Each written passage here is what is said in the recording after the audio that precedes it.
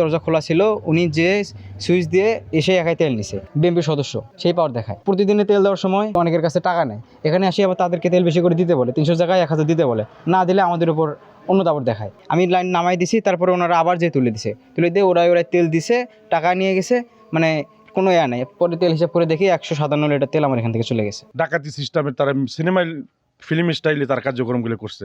আসার পরে তাদেরকে আমরা একটু জিজ্ঞাসাবাদ করলাম যে তোমরা এরকম নৈরাজ্য করলে কেন। তারা আমার উপর আক্রমণ হয়ে একেবারে লাঠি সোডা নিয়ে তারা আমাদের উপর আক্রমণ করতেছে। ম্যানেজার ছিল না, কেউই ছিল না, আমি শুধু একাই ছিলাম।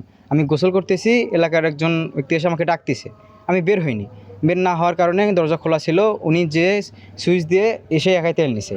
ওনার দেখা দেখি কয়েকজন এলাকার ছেলেপেলে আসছে, এসে এখানে হট্টগোল সৃষ্টি করে দিছে। আর আমি ওদের দেখে ভিতরে চলে গেছি, আমি বের হইনি।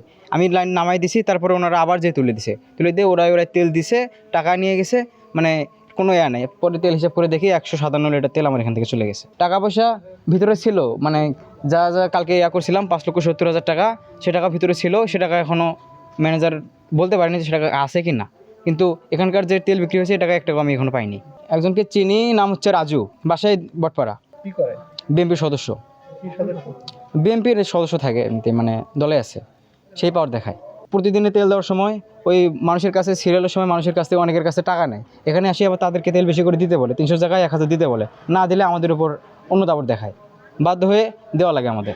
ফুটেজ দেখার পরে দেখলাম যে এখানে এই এলাকার ছেলেপেলে তারা এখানে 2-3 জন ছিল। থাকার পরে তবে একটা ফুটেজ দেখলাম, একটা ছেলে, ওর নাম হলো রাজু, রাসেল, নাহিদ, সোহেল, হানিফুল। এরা হলো এই একা একাই মেশিন টেশিন মানে চালু করি একেবারে লুটপাট, ডাকাতি সিস্টেমের তারা সিনেমায় ফিল্ম স্টাইলে তার কার্যক্রমগুলো করছে। যে ফুটেজগুলো আমরা দেখলাম আর কি, মেশিন অপারেটর ওকে অবরুদ্ধ করে রেখে তারা এই লুটপাট করছে আর কি, তেল লুটপাট করছে। তো একদম ডাকাতি করছে তেল, এবং হলো তেল মেশিন চালু করে তারা একা একাই সব কিছু তেল নিছে, এগুলো সব ভাঙচুর করছে। এই যে এখানে টেবিল চেয়ার লাঠি সোডা নিয়ে তারা নেংটি পিন্ডি। আমরা ফুটেজ যেটা দেখলাম আর কি। আসার পরে তাদেরকে আমরা একটু জিজ্ঞাসাবাদ করলাম যে তোমরা এরকম নৈরাজ্য করলে কেন।